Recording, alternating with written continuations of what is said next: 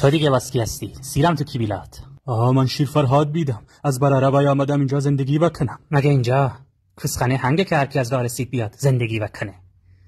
برای اینجا موندن یا باید به من کون بدی یا باید گزینش بدی یا قبول بشی. من کون نبدم، درد بدارم. ای گزینش هم نبفهمم یعنی چه. ما را هم اینجوری قبول وکو جیگر. تا سینه ای ننه رو میخوای اما کیر بابا رو نمیخوای.